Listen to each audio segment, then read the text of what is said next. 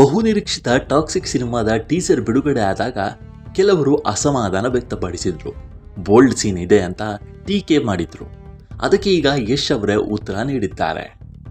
ಸಿನಿಮಾಕಾನ್ ಕಾರ್ಯಕ್ರಮದಲ್ಲಿ ಭಾಗಿಯಾದ Yash toxic cinema ಕುರಿತು ಮಾತನಾಡಿದ್ದಾರೆ.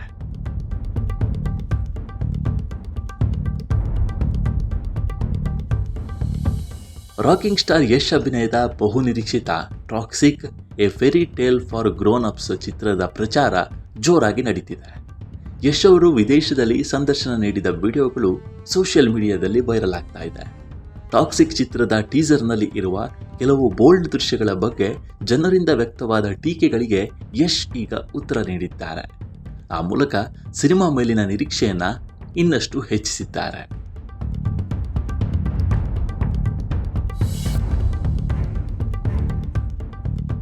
ಅಮೆರಿಕದಲ್ಲಿ ನಡೆದ ಸಿನಿಮಾಕಾನ್ ಇವೆಂಟ್ನಲ್ಲಿ ಪಾಲ್ಗೊಂಡಿದ್ದ ಯಶ್ ಸಂದರ್ಶನ ನೀಡಿದ್ದಾರೆ. ಈ ವೇಳೆ ಟಾಕ್ಸಿಕ್ ಚಿತ್ರದ ನಿರ್ದೇಶಕಿ ಗೀತು ಮೋಹನ್ ದಾಸ್ ಬಗ್ಗೆ ಮಾತನಾಡಿದ ಅವರು, ಭಾರತದಲ್ಲಿ ಆಕ್ಷನ್ ಸಿನಿಮಾಗಳನ್ನು ಸಾಮಾನ್ಯವಾಗಿ ಪುರುಷ ನಿರ್ದೇಶಕರೇ ನಿರ್ದೇಶಿಸ್ತಾರೆ ಅನ್ನೋ ಇತಿಹಾಸ ಇದೆ. ಆದರೆ ಒಬ್ಬ ಮಹಿಳಾ ನಿರ್ದೇಶಕಿ ಗ್ಯಾಂಗ್ಸ್ಟರ್ ಸಿನಿಮಾವನ್ನು ತನ್ನದೇ ಆದ ಹೆಣ್ಣಿನ ದೃಷ್ಟಿಕೋನದಿಂದ ತೆರೆಯ ಮೇಲೆ ತರುತ್ತಿರುವುದು ತುಂಬಾ ಹೊಸತನದಿಂದ ಕೂಡಿದೆ ಎಂದಿದ್ದಾರೆ.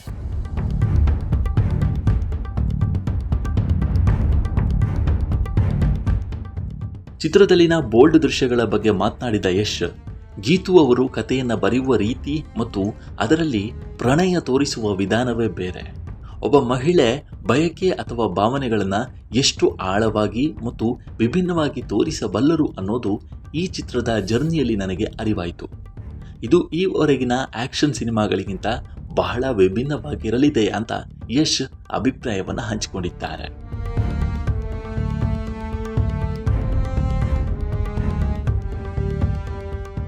2025 ಜನವರಿಯಲ್ಲಿ ಬಿಡುಗಡೆಯಾದ ಬರ್ತ್ಡೇ ಟೀಸರ್ನಲ್ಲಿ ಯಶ್ ಅವರು ಕ್ಯಾಸಿನೋವೊಂದಕ್ಕೆ ಎಂಟ್ರಿ ಕೊಡುವ ದೃಶ್ಯವಿತ್ತು.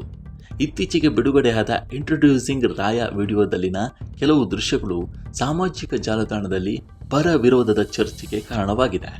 ವಿಶೇಷವಾಗಿ ಸ್ಮಶಾನ, ಕಾರ್ ಮತ್ತು ಬಾಂಬ್ ಒಳಗೊಂಡ ಆ ದೃಶ್ಯವು ಧಾರ್ಮಿಕ ಭಾವನೆಗಳಿಗೆ ಧಕ್ಕೆ ತಂದಿದೆ ಎಂದು ರಾಷ್ಟ್ರೀಯ ಕ್ರಿಶ್ಚಿಯನ್ ಫೆಡರೇಷನ್ ದೂರನ್ನು ದಾಖಲಿಸಿತ್ತು.